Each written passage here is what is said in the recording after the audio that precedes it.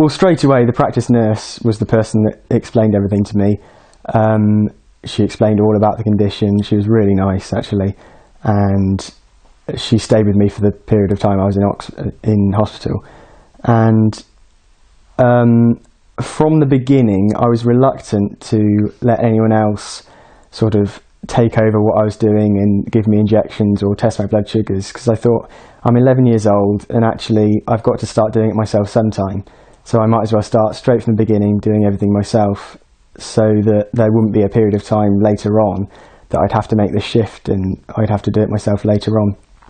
No one really forced me, of course, to inject myself straight away. No one suggested that it would be better for someone else to do it. It was left completely down to me, which I thought was the best decision, and I think I made the best decision at the time.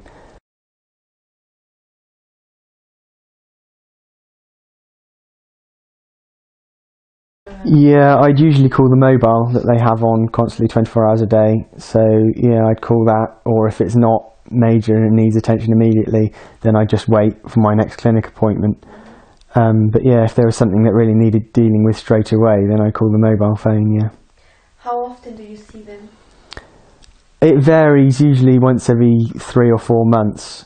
I think currently it's a bit less because I'm in a new clinic, so I think it's once every 3 months at the moment. What happens when you go to the clinic? The first thing you do is you get weighed and your height is taken and your blood pressure as well.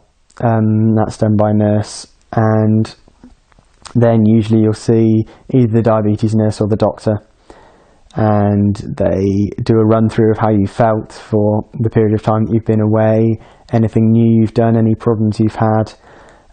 They show you a height chart and your weight chart to show you progress. Yeah, they'll deal with any problems, and then they'll assess whether any changes need to be made to my regime or whatever I'm doing. Then they'll tell me that, and that's generally it, I think.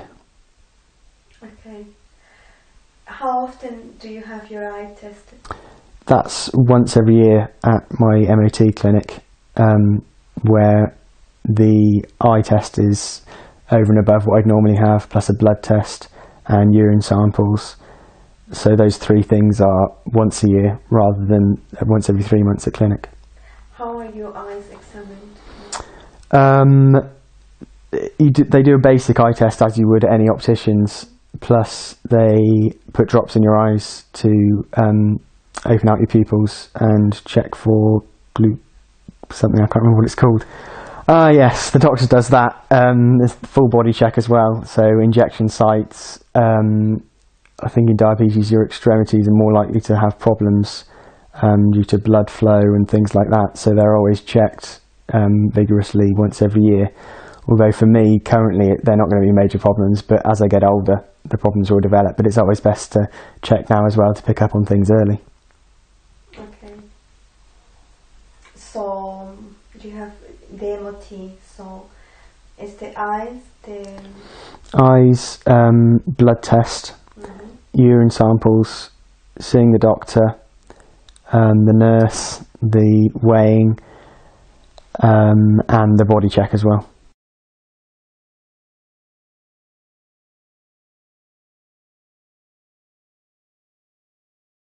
Have you had any problem with hypos? No. I've only ever had one severe hypo, really, and that was in the house. And yeah, that's the only time, as far as I can remember, that that's ever happened. So yeah, it hasn't been a great issue with me. I'm not quite sure why, because I've never had a problem with high blood sugars either. So yeah, I can't remember fully why that one happened. I think it was in the morning, but yeah, I can't remember why. I think perhaps I'd done a lot of exercise the previous day in the evening, and at that time I wasn't aware that when you exercise, the exercise lasts and brings down your blood sugars for a long period of time, rather than just that period of time and an hour afterwards. It actually lasts a long time. So in the morning I found I was a lot lower than I thought I could be after exercise. Okay. So that was the only occasion? Yeah, as far as I know, yeah. Okay. And have you sort of been high sometimes? I have had more of a problem of being high than low, but still, it's never been a huge problem. Occasionally I get the dose wrong. Usually actually when I go out and eat outside of the home, if I go to a pub to eat lunch there, then you're getting different proportions of food and you usually have a dessert and it's a lot harder to judge. But when I'm eating at home, it's a lot easier for me. But yeah, the high occasions are usually when I've done something out of my normal routine. So as I say, gone out and eaten outside.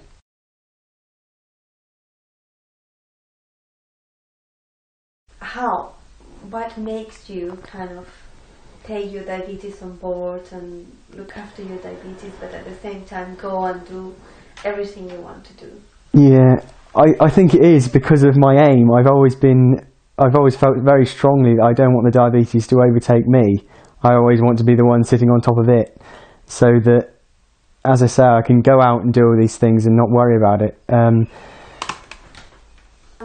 You can start again. Yes. Yeah, I've always tried to stay on top of the diabetes rather than it being on top of me, because I've wanted to do things as anyone else without the condition would do. And at the end of the day, you're not any different to anyone else. And there's no reason why you can't do anything that any person without diabetes can do. I'm yet to find something that I haven't been able to do because of my diabetes. It's only really the issues of independence and spontaneous decisions to go out and do something that you have to control. It's not the doing something itself. I mean, with diabetes you do have to plan more. You have to know what you're doing on specific days so that you can prepare for it, so that you can take your insulin to certain places. But it's only the planning, it's not what you're doing in the day that I've found is the controlling factor. Because yeah, as I say, any diabetic can do anything. It's not a matter of it being physically constrictive or anything like that. So I think it's important that I go out and do anything normally as anyone else would, so that I fulfil my aim to stay on top of it. Do you think it has something to do with that, the fact that you were young when you started to manage your diabetes? Yeah, I mean, I suppose it is, although I still had that period before age 11 when I could go out and do anything and do what I wished to do at the time.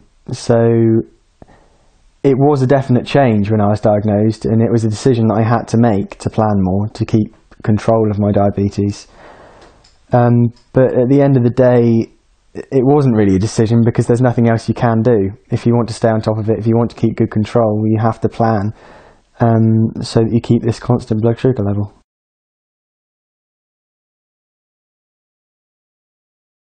I went to Africa for 3 weeks, to Rwanda, which isn't a particularly developed country, and I spent a week there with no running water, no electricity, so no fridge to keep my insulin in.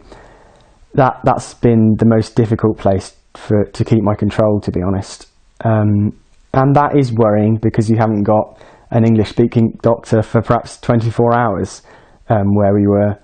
So that's been the most worrying time for me, I think, and it was the most difficult to control at that point. I went lower locks, we were doing a lot of exercise, it's very hot, but I just used my experience that I've had for 6 or 7 years to attempt to correct that myself without needing to phone up for help, because by that stage I really wanted to succeed without help from an outside source. It's something I've always tried to do, to act as if I haven't got diabetes. It's one of my aims to just continue as normal, keeping control.